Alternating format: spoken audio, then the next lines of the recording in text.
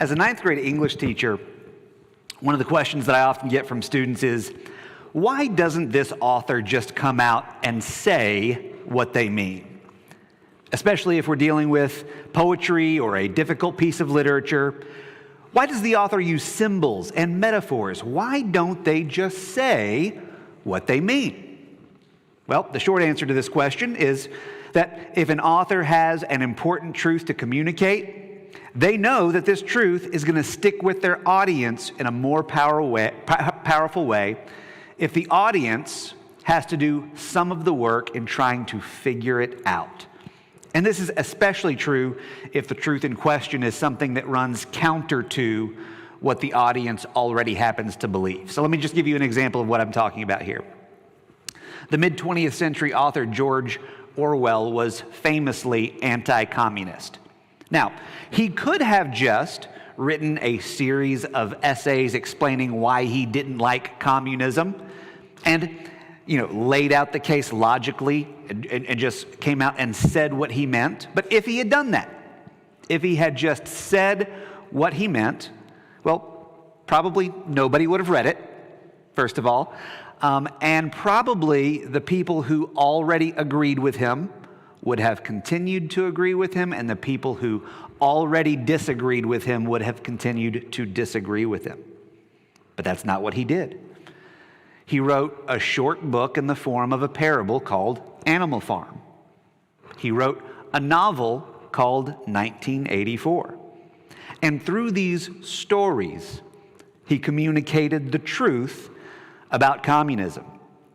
Not by explicitly stating the truth, but by using images, symbols, and metaphors to lead his audience in a particular direction, inviting them to do some of the intellectual work of arriving at the truth. And because George Orwell chose to communicate his ideas through stories, his ideas have influenced millions upon millions of people, and his impact on society has been significant. This question that we ask about authors and poets, why don't they just come out and say what they mean, has been asked about Jesus for 2,000 years. Why did he speak in parables? Why are there so many times when he doesn't just explain what he means? Well, I am convinced that he does this because as a master storyteller, Jesus knows that the truth is going to mean more to us if we've got to do a little bit of our own work to figure it out, especially if it's a truth that contradicts something that we already believe. Luke chapter 20 contains 2 parables that Jesus leaves unexplained. There are 3 questions posed to him by religious leaders that Jesus answers without answering. And we don't have time this morning to go through each of these episodes, but we are going to look at 2 of the questions, and we're going to look at 1 of the parables.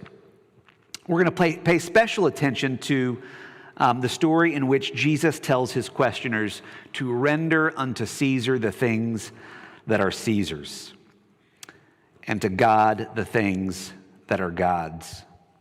And as we do a little bit of our own work to try and figure out what in the world Jesus meant by that, I think we'll gain some clarity on Luke chapter 20 as a whole. So in the first part of the chapter, right there in the first verse, the chief priests and the scribes come to Jesus and say, "Tell us, by what authority are you doing these things? Who is it who gave you this authority?" Now, for the context of this question, it's important to remember what has just taken place in Luke chapter 19. So if you remember back to last week's sermon, the last 2 things that we read about before we come to this question are the triumphal entry into Jerusalem and the cleansing of the temple. The triumphal entry where Jesus rides into Jerusalem on the back of a donkey to shouts of Hosanna and to palm branches being laid at his feet. This is clearly the image of a king returning to claim his kingdom. And then the very first thing he does, his very first act as the returning king, is to go to the temple and cleanse it by chasing out the merchants and the money changers, saying, "My house is to be a house of prayer, but you have made it a den of thieves." And so when the chief priests and the scribes ask, by what authority are you doing these things? Well, these are the things that they're talking about. Essentially, they are saying, what gives you the right to ride into this city like some kind of Messiah? What gives you the right to turn things upside down in our temple? What gives you the right? Who do you think you are? That is what they are saying. And rather than answering them directly, Jesus turns the question back around on them. And he says to them, tell me, did the baptism of John come from heaven, or did it come from human origin? The priests and the scribes discuss this with one another, saying, if we say from heaven, well, he will say, well, then why did you not believe him? But if we say it's of human origin, then all of the people will stone us, for they are convinced that John was a prophet. So they answered that they did not know where it came from. And then Jesus said to them, neither will I tell you by what authority I am doing these things. And so, while Jesus didn't explicitly answer the question, he made the answer pretty obvious for anyone who was genuinely interested in it. By invoking the name of John the Baptist, Jesus is clearly saying that his authority is coming from the same place that John's authority did. It came from heaven. But Jesus doesn't just bring up John the Baptist's name. He specifically mentions John's baptism. And the reason he does this is very important.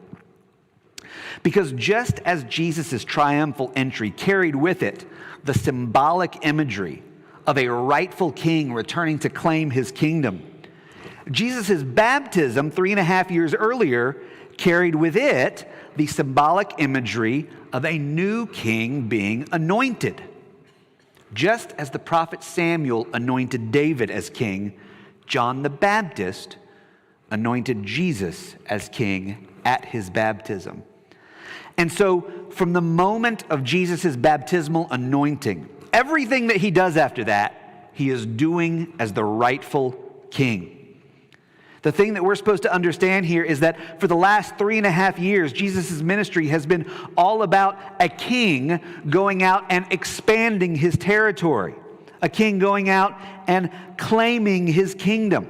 Not by conquering the surrounding land and people, but by conquering Satan, by casting out demons. Because for this king, his battles are not against flesh and blood, but against the spiritual forces of evil in the heavenly realms. When it came to flesh and blood, when it came to people, what did Jesus do? He didn't conquer them. He healed them. He fed them.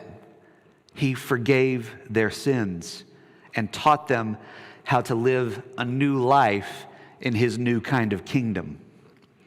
That is what is supposed to come to mind when Jesus references John and his baptism. That everything that Jesus does now, he is doing under his own authority. An authority that came to him from heaven through John the Baptist at his baptism. If you've ever studied anything about the kings and queens of history, or even if you just, watch the TV shows about them, whenever a king or queen has been away from the capital for a while, because they're out conquering new lands or whatever, what typically happens while the king is away from the castle? Right? Chaos, things fall apart, probably some kind of power struggle, probably somebody else trying to become king, right? Well, that's exactly the kind of thing Jesus found when he came back to Jerusalem. And so just like in all of those TV shows about kings and queens, the first thing that the king or queen has to do when they get back to the capital is they've got to set some people straight. And so here in chapter 20, Jesus is getting back into Jerusalem, finding a very similar situation, and he spends the rest of chapter 20 setting some people straight. In the next part of chapter 20, We come to the parable of the wicked tenants. In this story, a man has planted a vineyard and leased it to tenants, and then he goes away for a very long time. And after a while, he sends a servant to collect his share of what was produced from the vineyard. But the tenants beat the servant and sent him away empty-handed. So the landowner sends a second servant, and then a third, and the same thing happens each time. The servants are beaten and sent away empty-handed. So then the landowner decides that this time he will send his son. Surely they will respect my own son. Surely they would not harm him if they know what's good for them. But of course, that's not what happens.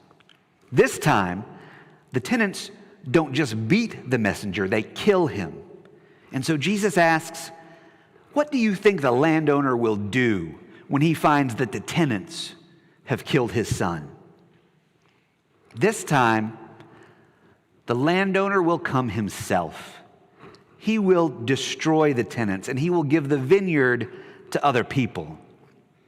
Now, this allegory, Jesus doesn't explain it, but honestly, he really didn't even need to, because it was not a difficult one for his audience to understand.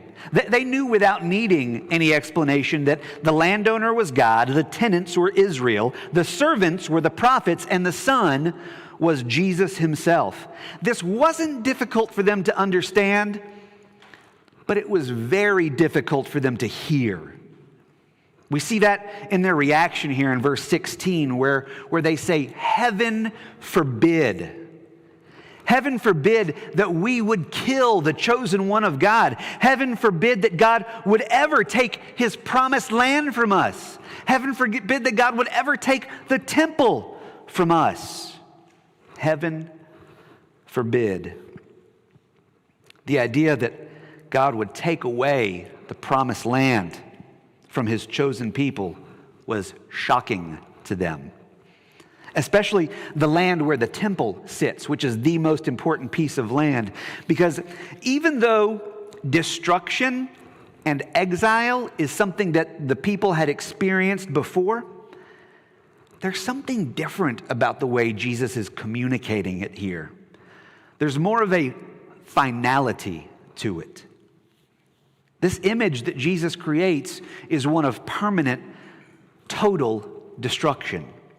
And this leads a lot of modern interpreters to assume that Jesus is talking about the end times here. And while Jesus does talk plenty about the end times, he's not going that far in the future here. The judgment that Jesus promises here in Luke chapter 20 actually happened about 70 years later, when, in an effort to squash a political uprising, Rome destroyed the temple along with the whole city of Jerusalem. Now, for people living back in 70 AD, that would have felt like the end of the world. And it also would have felt like the end of God's promise. But church, do God's promises have an expiration date? They do not. And so, in one sense, Jesus is saying to his people, look, your job was to be God's image bearers here in this land, to use this land to bear witness to the whole world of what a life lived unto me should look like. But that's not what you did. This land became something to you that it was never supposed to be. And so the landowner is taking it away. But folks, do not think that because God decided to take away the promised land that he was somehow going back on his promise. Because if you look ahead to the sequel of the Gospel of Luke, in Acts chapter 1, Jesus tells his followers, he says, "But you will receive power when the Holy Spirit comes upon you, and you will be my witnesses, not only in Jerusalem, but also in Judea and Samaria and to the ends of the earth." Now, this power that Jesus is talking about here, is this a power that comes from men, or is it a power that comes from heaven? This is a power that comes from heaven. It comes from the same place as Jesus' power. It comes from the same place as John's baptism. Now, Jesus, is he king just over Jerusalem? No, he is not. His kingdom is not limited to the original geographic borders of the Promised Land. His authority extends into all of creation. So this isn't God going back on his promise. Ironically, this is God expanding his promise. Yes, it begins with an act of judgment in which God says that his promise is no longer tied to this very specific piece of land. But don't you see how that has to happen if God is going to expand his promise beyond its original borders, extending it now to the ends of the earth? Now, these two themes that we've talked about so far in chapter 20, the source of Jesus' authority and the fact that God's promise isn't going to be tied to this specific piece of land for very much longer.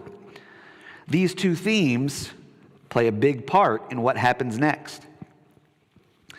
In verse 20, the scribes and the chief priests come to Jesus with yet another trick question. This is chapter 20, verse 20, if you're following along. And this time, they begin with flattery.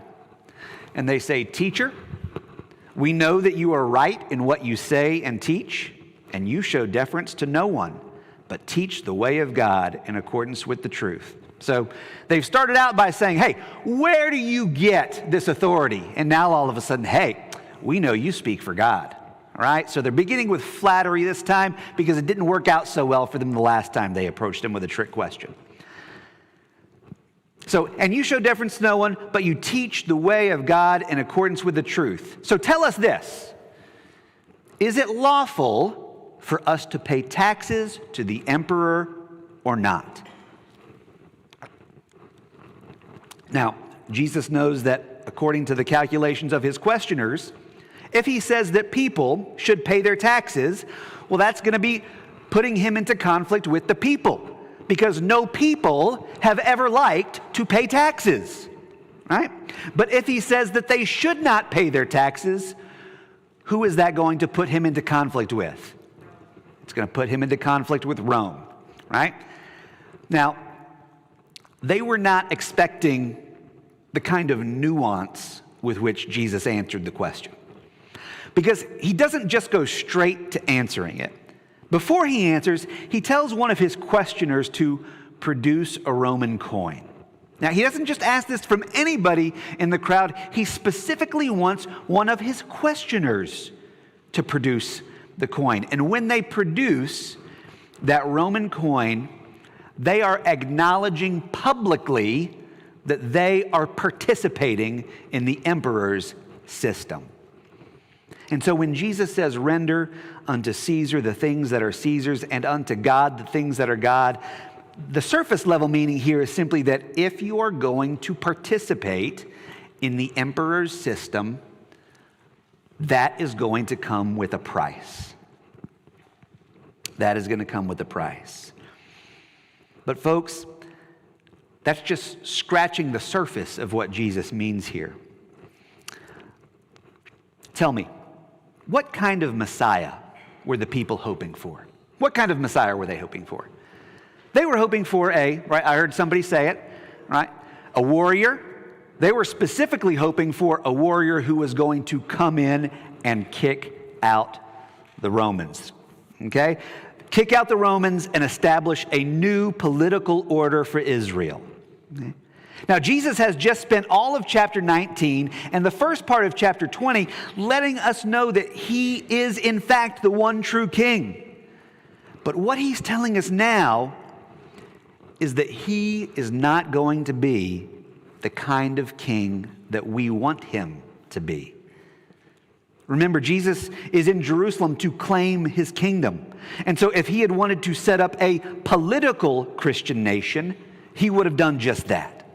If that's what he wanted to do, he would have told the chief priests and the scribes, you better not pay any more taxes to Caesar because I'm about to put my own face on one of those coins. But that's not what he does. He says, render unto Caesar the things that are Caesar's, and to God the things that are God's. From the moment of Jesus' baptism 3.5 years earlier, right up to this very moment, here in Jerusalem outside of the temple, Jesus has demonstrated at every step along the way that he is indeed the promised Messiah. But contrary to the people's deeply held beliefs about the Messiah, his mission doesn't have anything to do at this point with the geographical boundaries of the promised land. And it doesn't seem to have anything to do with kicking Caesar out of Jerusalem at this point. And this is something that Jesus never explains. Jesus never explicitly says, I am going to be a different kind of Messiah from the one that you've been looking for. And I believe the reason that he never says it like this is because that if he had, most people wouldn't have gotten it, and the ones who did would have rejected it. So instead of explaining it, he demonstrates it. He shows us time and time again what kind of Messiah he is. And then, for better or worse, he leaves it to us to connect the dots. And so when Jesus says, render unto Caesar the things that are Caesar, and unto God the things that are God's, he's answering one question, but he is also raising a whole other set of questions. Namely, all of the questions surrounding how a follower of Christ should relate to their government. Now, this is a big topic, right? It's a big topic. We don't have a whole lot of time left today. And so instead of trying to cover the topic as a whole, I want us to narrow down to just one little portion of this topic. Let's see real quick. Jesus is suggesting that from now until the end, from now until he returns for his kingdom in its fullness, his people will always be living under a kind of dual citizenship. A situation in which our first allegiance should always be to Christ alone, while acknowledging that until Christ returns, there will also be some kind of earthly system, earthly emperor system that his people have to participate in. Now, when you peel back the layers of some of Paul's letters, especially Ephesians and Colossians, it becomes clear that a big part of what Paul was trying to do was to help the early church navigate this dual citizenship. The problem of how can we be good citizens of these earthly cultural and political systems that we live in without compromising our first allegiance to Jesus Christ? Because both of these things are essential.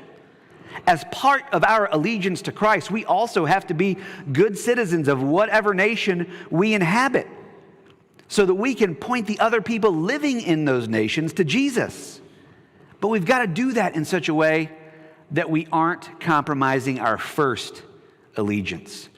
And navigating this dual citizenship can be very tricky. Okay? And so I want us to just think about one component of navigating this dual citizenship. And I want us to kind of boil it down to thinking about a way in which we try to be good citizens of this country that you and I currently live in. And I want to boil it down to one of the most fundamental aspects of being a good citizen in this country, which is our right to vote. So we're going to talk for just a little bit about how Christians should approach voting. Now, did anybody else feel the temperature in this room kick up just a degree or two? Okay, that's okay. It was kind of cold in here anyway to be honest, okay? Right, yeah, the temperature goes up when we start talking about voting and how Christians ought to vote, okay? But it's going to be okay. We need to talk about it. We're in the middle of an election season that always seems to last forever, okay? So we're going to talk about it a little bit. Now, but here's what I promise you. I promise you that I am not going to tell you how to vote. That's not my job. That is not our job as a church. Our job as a church is to disciple you in the way of Jesus. And if we do a good job of discipling you in the way of Jesus, then we should be able to trust that when you get to the voting booth, you will make the right decision, even if your decision is different from the one that I made. And it's that last part of the sentence that I think a lot of people have a problem with, that even if your vote is different from mine, part. Because a lot of us operate under the assumption that if you're a Christian, there is only one way you can vote. And you know, it's interesting. Different kinds of Christians have different assumptions about that one right way to vote, right? You hear it from all sides.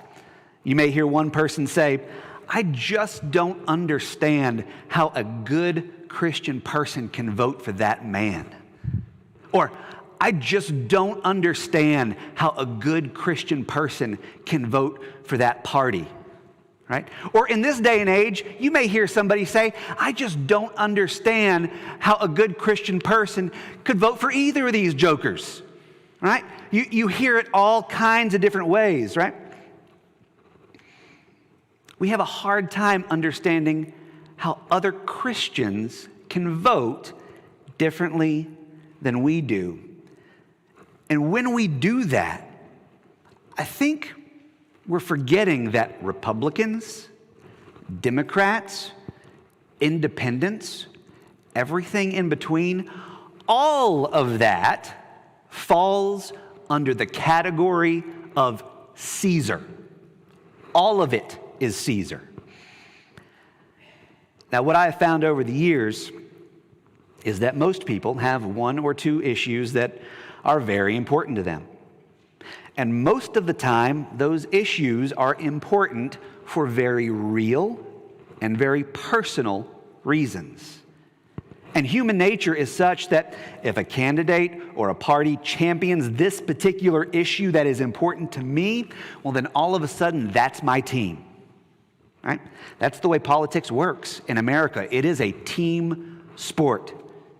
And while there are all sorts of ways in which this team sport situation is frustrating for the average American, it becomes especially problematic for Christians when we start looking over at that other team and we start thinking of them not just as opponents, but as enemies. An opponent is someone that I can disagree with and still call my friend. An opponent is someone that I can disagree with and still call my brother or sister in Christ. But once I start looking at someone not as an opponent, but as an enemy, I can't really see them as part of my family anymore, can I? There's nothing wrong with opposition. I mean, if I'm trying to be a good citizen of this country, then the fact that there is an opposing team, that should encourage me to really think hard and evaluate what I believe and how those beliefs might impact my brothers and sisters on the other team, right? My opponents. Because in this country, no matter what side of the political aisle I happen to identify with, the other side of the political aisle is loaded with my brothers and sisters in Christ. That is the reality in this country.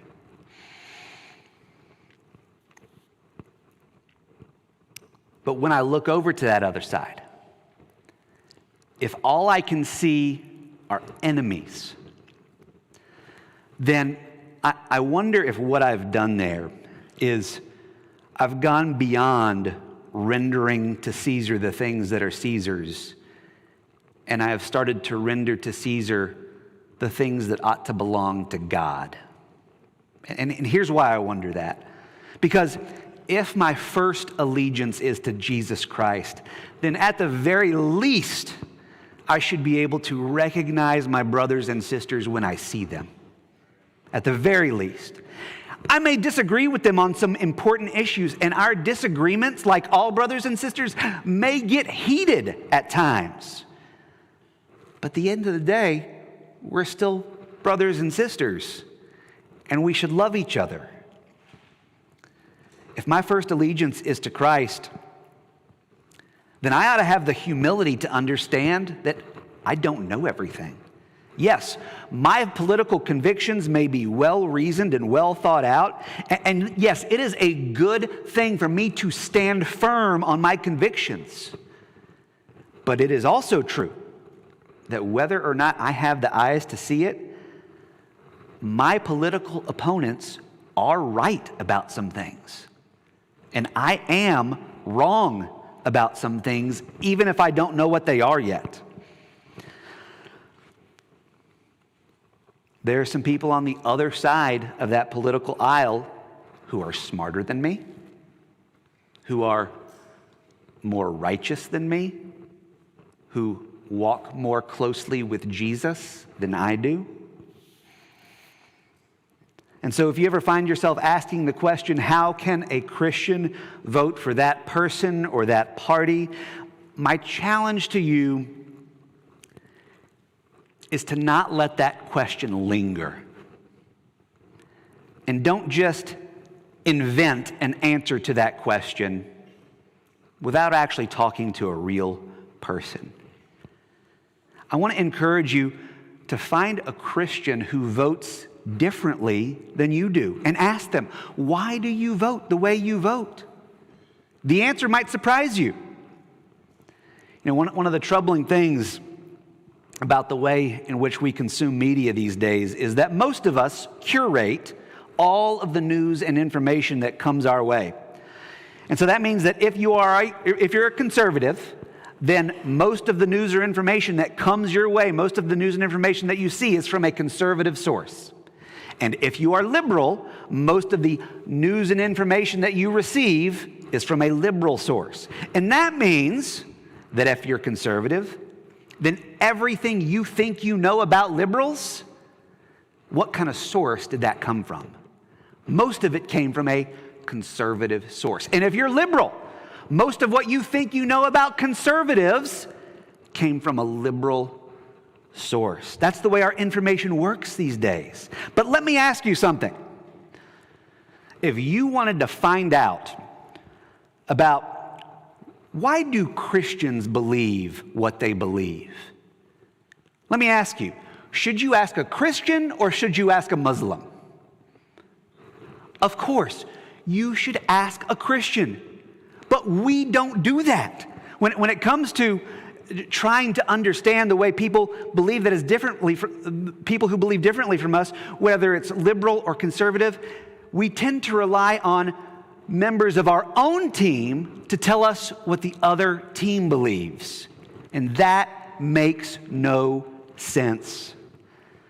If you want to know why a liberal thinks the way that they do, you should ask a liberal. If you want to know why a conservative thinks the way that they do, you should ask a conservative, and what they have to say might surprise you. And I'm not just talking about switching over to a different media outlet to see what the opposition has to say. I'm talking about real life conversations over a dinner table with someone who disagrees with you. Not a debate in which you're trying to persuade them to your point of view, but a conversation where your number one priority, your number one goal is to listen and try to understand. Ask questions until you can get to a place where you say, you know what? I get it now. I may not agree with you, but at least now I understand where you're coming from. Because right now, we don't even understand where the other person is coming from. because we have no real contact with them. You know, it's no secret that we are living through a very contentious political time. And as far as I can tell, I mean, it's just been getting progressively worse for about 25 years now.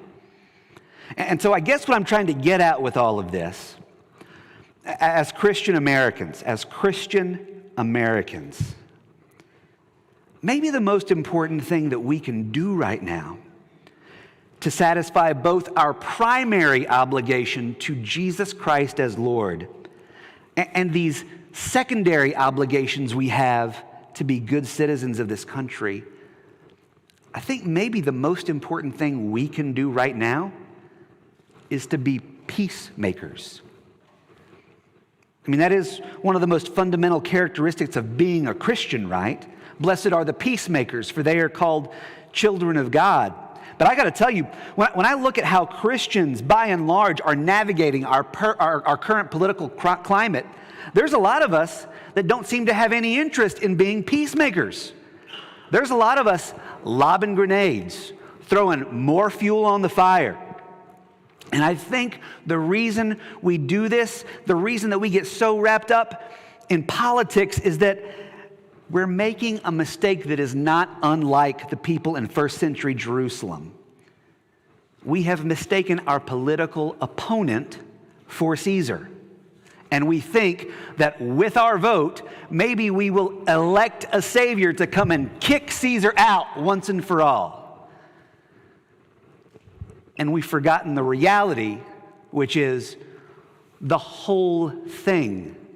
Your side, their side, whoever gets elected, it is all Caesar.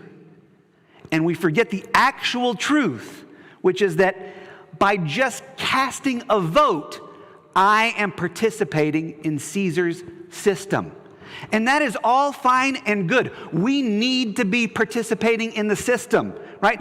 Some kind of system is going to be here until Christ returns. We need to be participating in it, but you and I, need to be participating in it as peacemakers.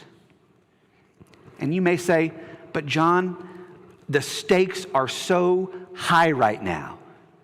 I know the stakes are high. You may say, the heart and soul of our country is at stake. I understand that. And that's why I think that every single person in this room, 18 years and older, needs to make sure you register to vote by October 7th.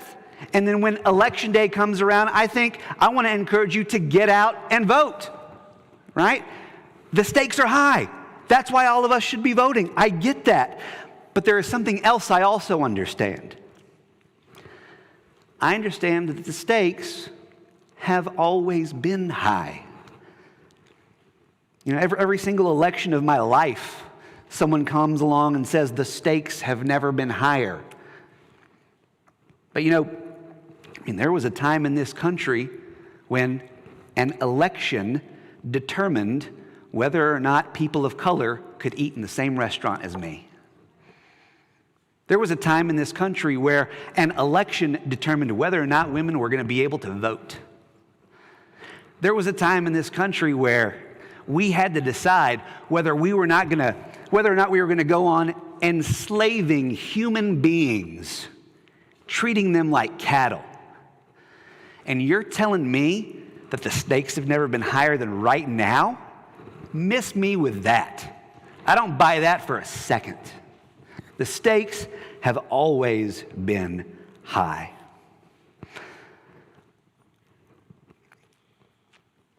You know what? If Jesus had said, "Blessed are the peacemakers," except when the stakes are high, you know what we'd never get to do? We would never get to be peacemakers. Folks, I firmly believe that our allegiance to Christ in this political moment demands that our first instinct toward people who vote differently from us should be to make peace with them. And that's hard work. And I'm going to be real honest with you. I don't know how we as a country are going to work through this rancor. this rancor that in recent years and in recent weeks has erupted into violence sometimes. Okay? I don't know how we're going to work through it. But I do know where I can start, and I do know where you can start. We can start by investing time in relationships with people who think differently than we do. We can engage in conversations where we are more interested in asking questions than changing minds. And we can turn off those voices in the media that try to stoke fear and anger against our opponents. We can remember that our opponents are not enemies. And even if they were enemies, how do we treat our enemies? We love them.